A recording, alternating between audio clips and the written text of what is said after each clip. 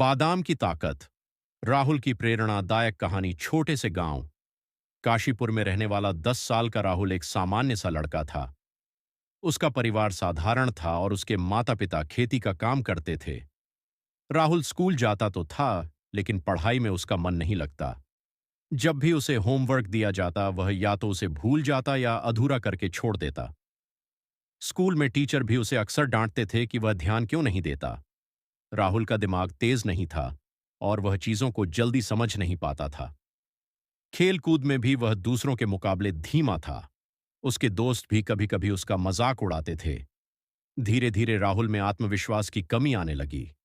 माँ का ध्यान। राहुल की माँ गीता ने उसकी परेशानी को समझा।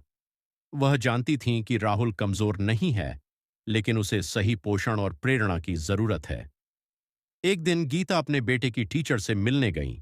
टीचर ने उन्हें सुझाव दिया, आपके बेटे को ऐसे आहार की जरूरत है जो उसके मस्तिष्क और शरीर को ताकत दे। साथ ही उसे प्रेरित भी करना होगा। गीता ने अपने पड़ोस की दादी से बात की। दादी ने कहा, बेटा, बच्चों के दिमाग को तेज और शरीर को ताकतवर बनाने के लिए रोज सुबह खाली पेट भिगोए हुए बादाम खिलाओ। यह नुस्खा पुराने जमाने से कारगर है। बादाम में विटामिन, मिनरल्स और ताकतवर पोषक तत्व होते हैं। राहुल की नई आदत। अगली सुबह गीता ने 4 बादाम भिगोकर राहुल को दिए। पहले तो राहुल नखरे करने लगा। उसने कहा, माँ, ये छोटा छोटा सूखा मेवा खाने से मुझे कैसे मदद मिलेगी? मैं इसे नहीं खाऊंगा।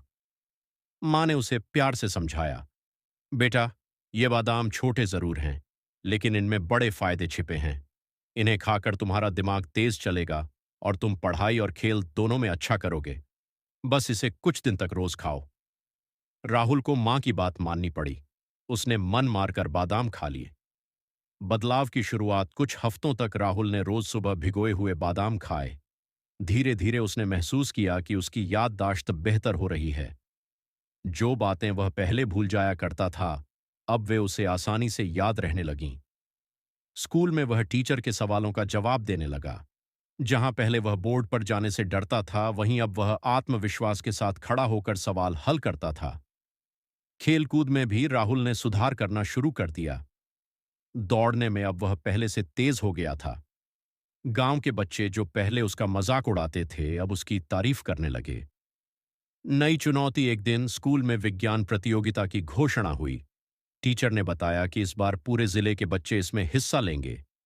राहुल ने घर आकर मां से कहा, मां, मैं भी इस प्रतियोगिता में हिस्सा लेना चाहता हूं, लेकिन मुझे डर है कि मैं हार जाऊंगा। मां ने मुस्कुराते हुए कहा, बेटा, हार जीत की चिंता मत करो। बस अपने पूरे दिल से मेहनत करो। और हां, बादाम खाना मत भूलना। ये तुम्हारे मस्तिष्क को तेज करेंगे और तुम्हें नई ऊर्जा देंगे। मेहनत का असर। राहुल ने दिन रात मेहनत की। वह पढ़ाई में मन लगाने लगा। जो भी पढ़ता उसे जल्दी समझ में आने लगा। विज्ञान के कठिन से कठिन सवाल भी उसे आसान लगने लगे। प्रतियोगिता का दिन आ गया। राहुल ने आत्मविश्वास के साथ परीक्षा दी। जब परिणाम आया तो उसने पहला स्थान हासिल किया। टीचर और स्कूल के बाकी बच्चे हैरान थे।